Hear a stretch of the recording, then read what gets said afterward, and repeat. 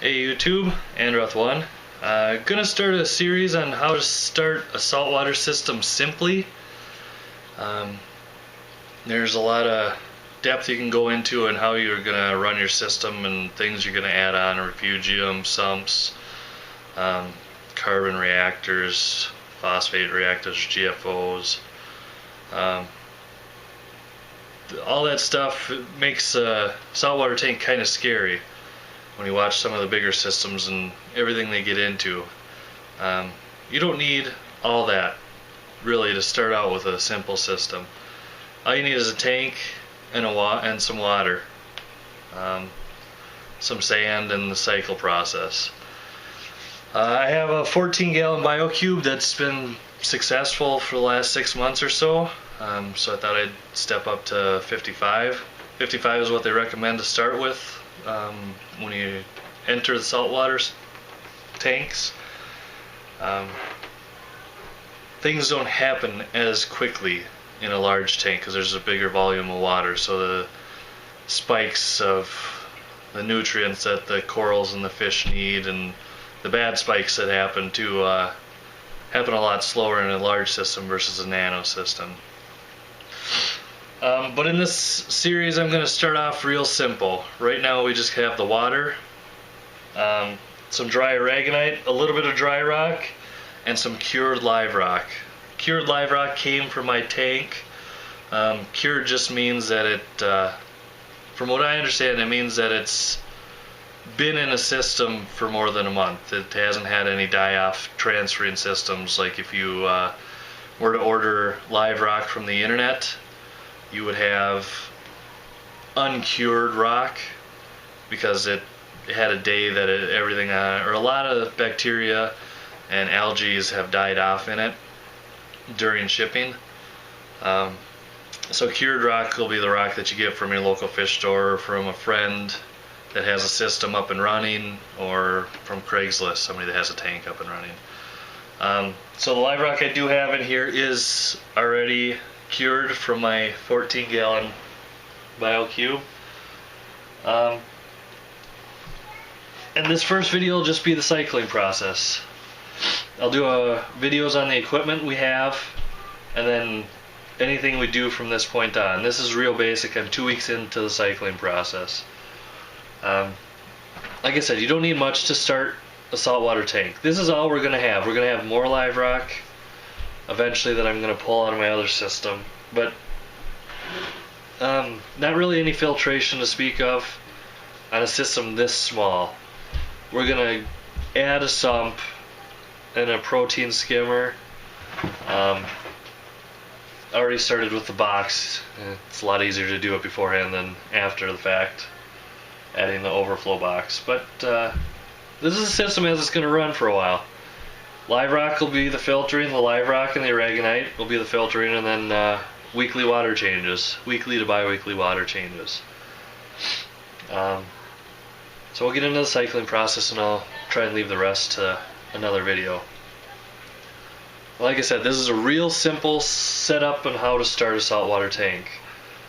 Cycling, fairly simple. Get your RODI water, reverse osmosis deionized water. Add a salt mix to it. That's one way you can buy your water pre-mixed from your local fish store. Ready to go. All you'd have to do is heat it up, and you're ready for fish and corals. That's what I did on my 14-gallon BioCube. You have to make sure that's all cycled. This was natural seawater that was shipped, filtered, and ready to go. Some of the fish stores sell the RO water, reverse osmosis water, and they'll sell a salt mix. I'm not sure. You'll have to ask your fish store what if the salt mix is ready to go. You can put it in, add fish and corals as soon as it's heated and warmed up, or if it's just mixed salt RO water.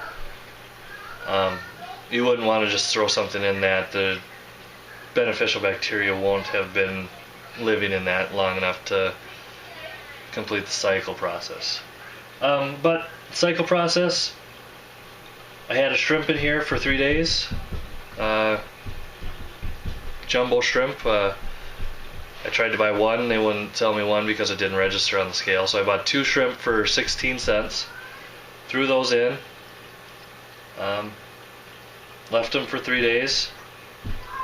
Took it out, and that should be the beginning of my bacteria. At 2 weeks, I'm going to take water in to have it tested at a local fish store to see how I am. You have to go through an ammonia spike, nitrite spike, and then nitrate will come in and will die off, and then you'll know. And the local fish store will tell you if you're going this route. They'll tell you that you're ready for fish. Other places, if you want more information, more in-depth, New York Stilo has a great site. Good in-depth video on the cycle process. I would recommend going and watching that one. I don't want to give misinformation in this video, so I'll just tell you how I did it. This is how a lot of people do it, especially on the simple systems. It will end up being a reef system, and my 14-gallon will become a frag tank for softies, soft corals, mushrooms, zoanthids, green star polyp, the kind of, the real beginner easy stuff.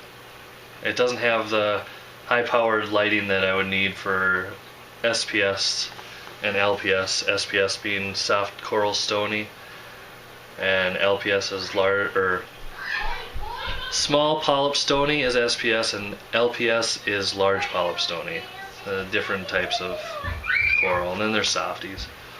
So that's kind of the gist of it. Shrimp weight test at about 30 days. We'll have a tank. Videos to follow will be on the equipment we have, the lighting, the pumps. There is a filter in there. That was just in there to help clean up any of the dust that was left over from the aragonite. I'll do a video on the sump and the plumbing for it, and then do video on the frag tank. Hope you enjoy.